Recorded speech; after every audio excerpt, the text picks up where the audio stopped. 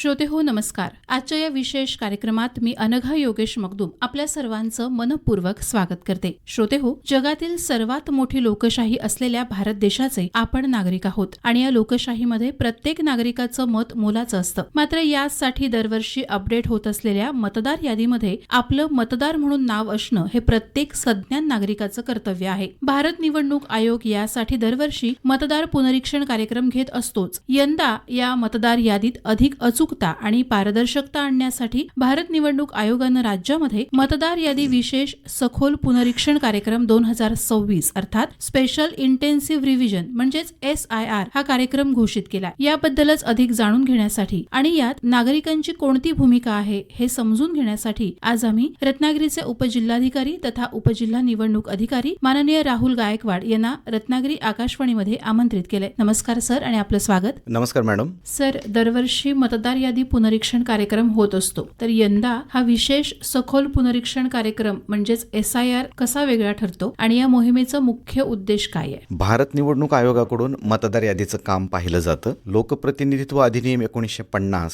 आणि मतदार नोंदणी नियम 1960 या अंतर्गत मतदार यादीचं काम केलं जातं. भारत निवडणूक आयोगाला मतदार यादीच्या शुद्धीकरणासाठी अद्ययावत करण्यासाठी संक्षिप्त पुनरीक्षण किंवा सखोल पुनरीक्षण घेण्याचे अधिकार आहेत. त्याच्या अंतर्गत मान्य भारत निवडणूक आयोगाने सखोल पुनरीक्षण कार्यक्रमाची घोषणा केलेली आहे, ज्याला आपण विशेष सखोल पुनरीक्षण असं आपण म्हणतो. थोडक्यात त्याला स्पेशल इंटेन्सिव्ह रिव्हिजन अर्थात SIR असं म्हणतो. आणि हा कार्यक्रम भारत निवडणूक आयोगाने 30 जून पासून महाराष्ट्रामध्ये सुरू केलेला आहे. तो 19 ऑक्टोबर 2026 पर्यंत चालणार आहे. म्हणजे त्याच्यात वेगळे वेगळे टप्पे आहेत. त्याच्यापैकी पहिला टप्पा जो आहे 30 जून 2026 ते 8 ऑगस्ट 2026 या टप्प्यामध्ये BLO म्हणजेच मतदान केंद्रस्तरीय अधिकारी मतदारांच्या घरी जाऊन इन्युमरेशन फॉर्मचं वितरण करतील आणि ते फॉर्म त्यांच्याकडून भरून घेतील. सर, आपण जो कार्यक्रम राबवतो या कार्यक्रमाचं स्वरूप काय आहे? मतदारांसाठी कोणत्या तारखा यामध्ये महत्वाच्या आहेत? आणि सगळ्यात महत्वाचं म्हणजे कोकणामध्ये पावसाचं जर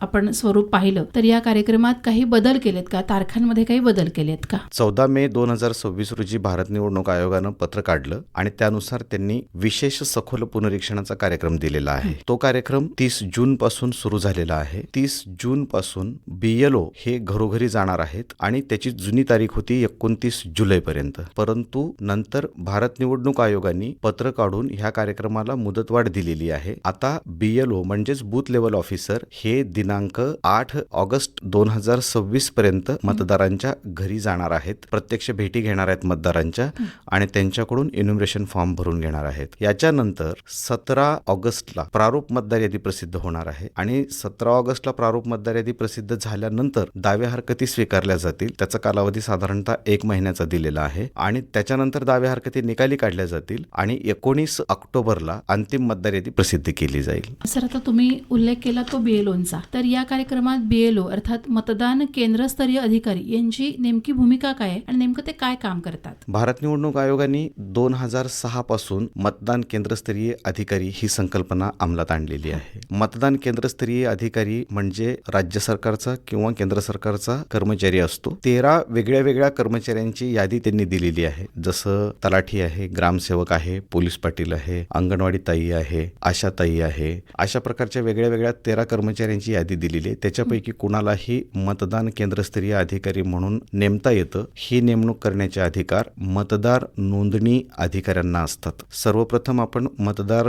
यादीशी संबंधित अधिकारी कोण कोण असतात तेही आपण पाहणं आवश्यक आहे.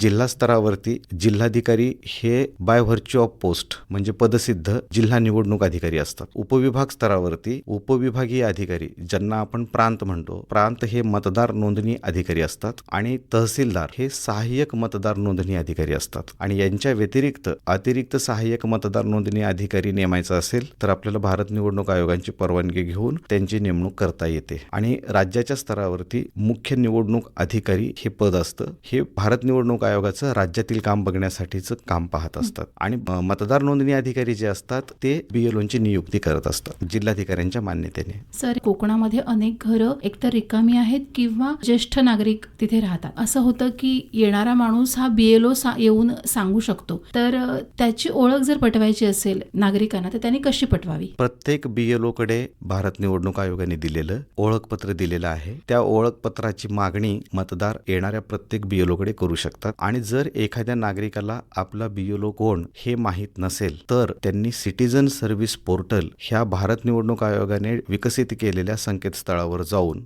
Book a call with BLO ह्या टॅबवर जाऊन जर क्लिक केलं तर त्याला 3 वेळेस OTP येतात मतदाराला. त्या OTP ची माहिती त्यांनी भरल्यानंतर त्यांना त्यांचं मतदार यादीत नाव ज्या ठिकाणी आहे त्या ठिकाणच्या मतदार यादीचं काम पाहणारा BLO कोण आहे, BLO म्हणजे बूथ लेवल ऑफिसर, मतदान केंद्रस्तरीय अधिकारी कोण आहे, त्याचं नाव आणि त्याचा मोबाईल नंबर याचा टेक्स्ट मेसेज त्या मतदाराच्या रजिस्टर्ड मोबाईलवरती येतो. आणि मग तो BLO त्या मतदाराला कॉन्टॅक्ट करतो, संपर्क साधतो, किंवा आपण सुद्धा त्या मेसेजमध्ये दिलेल्या नंबरवरती आपल्या BLO ला संपर्क करू शकतो. सर, इन्युमरेशन फॉर्म म्हणजेच गणना प्रपत्र यामध्ये नागरिकांनी कोणती माहिती भरायची आहे, कशी भरायची आणि याच्यासाठी कोणत्या कागदपत्रांची आवश्यकता असते? मतदार यादीचा आता जो विशेष सखोल पुनरीक्षणाचा कार्यक्रम चालू आहे त्याच्यामध्ये इन्युमरेशन फॉर्म हे सर्व मतदारांना भरून द्यायचे आहेत. हे इन्युमरेशन फॉर्म BLO प्रत्येक मतदारांच्या घरी जाऊन वितरित करणार आहेत. वितरित करताना 2 प्रतीमध्ये ते फॉर्म असणार आहेत. एका प्रतीवरती BLO त्या मतदाराला त्याच्या इन्युमरेशन फॉर्मची पोच देणार आहे आणि दुसरा फॉर्म मतदारांनी जो भरून दिलेला आहे इन्युमरेशन फॉर्म तो BLO स्वतःकडे घेणार आहे आणि ह्या गणना पत्रकाचं नंतर डिजिटायझेशन केलं जाणार आहे. प्रत्येक BLO ला भारत निवडणूक आयोगाने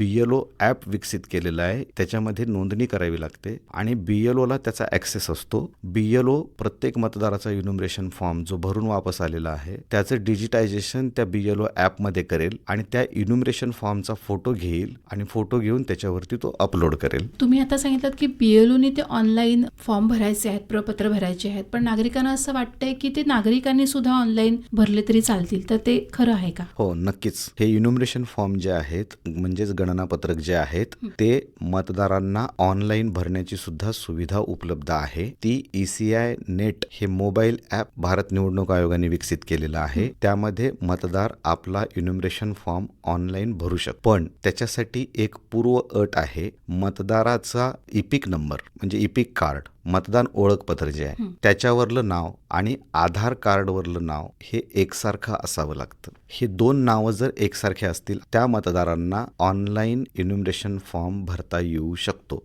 जर नावात तफावत असेल तर त्यांना ऑफलाईन पद्धतीने BLO कडेच फॉर्म भरून द्यावा लागेल. सर, आता तुम्ही ECI नेट बद्दल सांगितलं, तर ह्याचे अजून काही वैशिष्ट्य आहेत का? आणि voters.eci.gov.in ह्याच्यावर काही मतदारांसाठी सुविधा उपलब्ध आहेत का? नक्कीच याच्यावरती सर्व सुविधा उपलब्ध आहेत. जसं की मतदार याच्यामध्ये आपलं मतदार यादीत नवीन नाव दाखल करण्यासाठी फॉर्म नंबर 6 जो आहे तो भरू शकतो. फॉर्म नंबर 7 मतदार यादीतून नाव वगळण्यासाठी आहे तर तोही फॉर्म त्याच्यावरती भरू शकतो. किंवा मतदार यादीतील तपशिलामध्ये जर त्याला काही दुरुस्ती करायची असेल, म्हणजे उदाहरणार्थ घरच्या पत्त्यामध्ये बदल झाला असेल, नावामध्ये काही बदल झाला असेल, नाव काही चुकलेलं असेल, किंवा वडिलांच्या नावामध्ये किंवा पतीच्या नावामध्ये काही चूक झालेली असेल, किंवा इतर मतदार यादीतल्या कुठल्याही तपशिलामध्ये जर काही चूक झालेली असेल ती दुरुस्त करण्यासाठी सुद्धा तो त्याच्यावरती फॉर्म नंबर 8 भरू शकतो.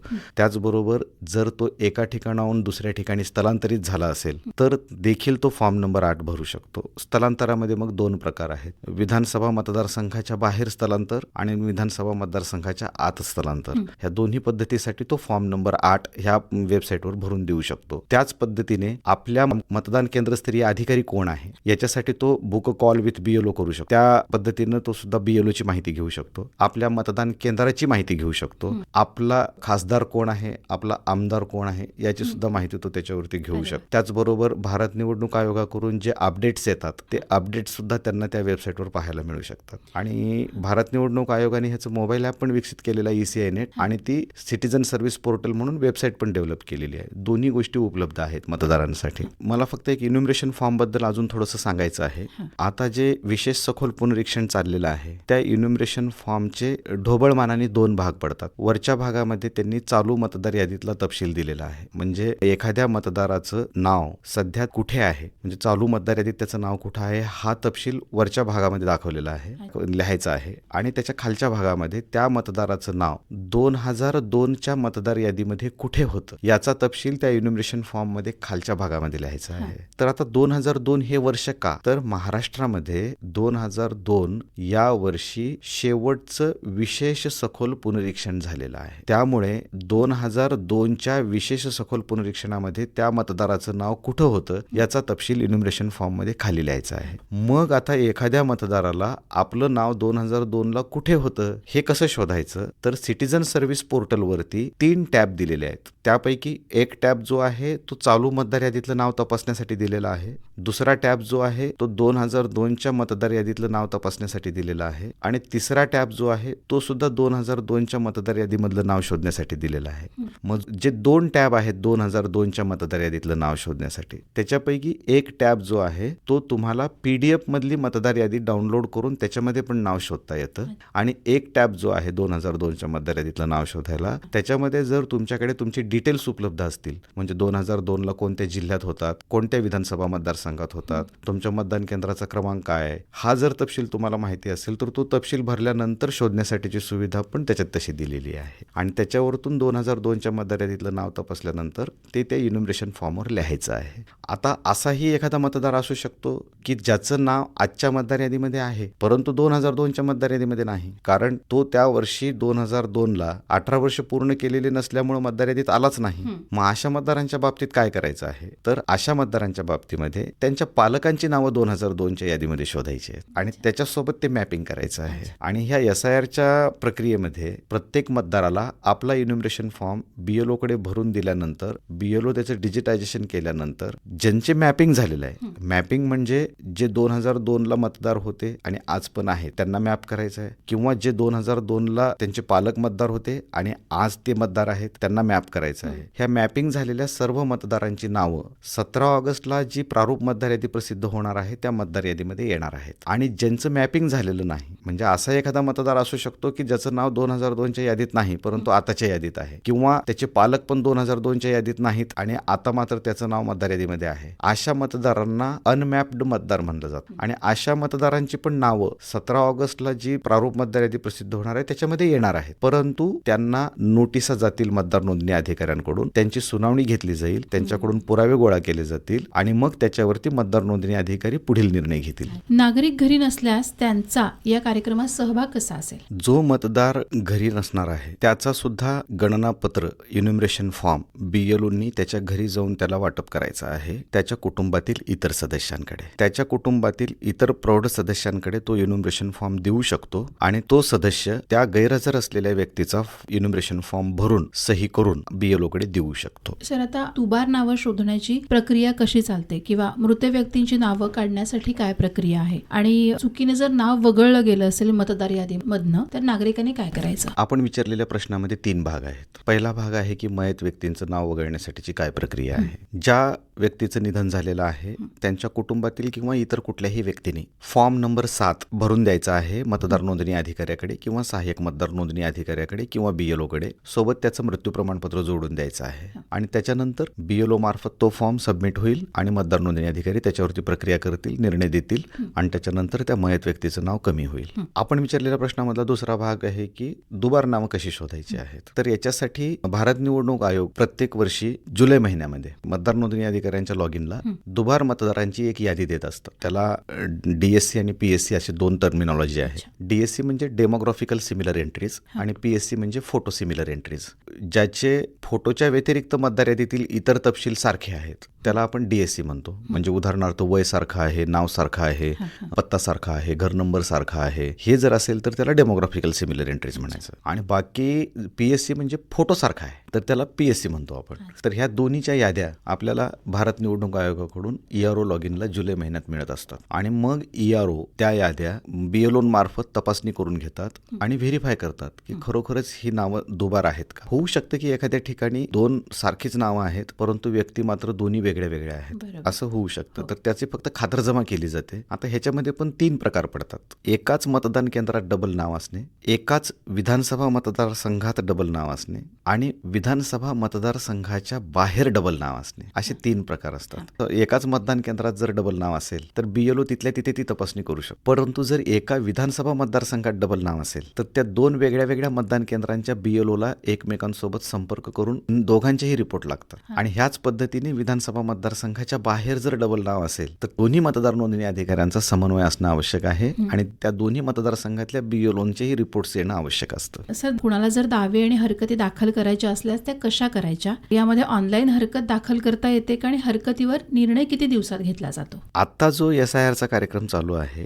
त्याच्या थोडक्यात टाइमलाईन मी आपल्याला सांगतो. प्रत्येक BLOनी प्रत्येक मतदाराच्या घरी जायचं आहे. त्याचा जो कालावधी आहे तो आहे 30 जून 2026 ते 8 ऑगस्ट 2026. ह्या कालावधीमध्ये BLOनी प्रत्येक मतदाराच्या घरी जाऊन इन्युमरेशन फॉर्म भरून घ्यायचे आहेत आणि 17 ऑगस्ट 2026ला प्रारूप मतदार यादी प्रसिद्ध होणार आहे. 17 ऑगस्ट 2026 पासून 16 सप्टेंबर 2026 पर्यंत मतदारांना आपले दावे हरकती दाखल करता येतील संबंधित मतदार नोंदणी अधिकाऱ्यांकडे. आणि हे दावे आणि हरकती ज्या दाखल होतील त्याच्यावरती निर्णय घेण्याचा कालावधी दिलेला आहे 17 ऑगस्ट 2026 ते 15 ऑक्टोबर 2026.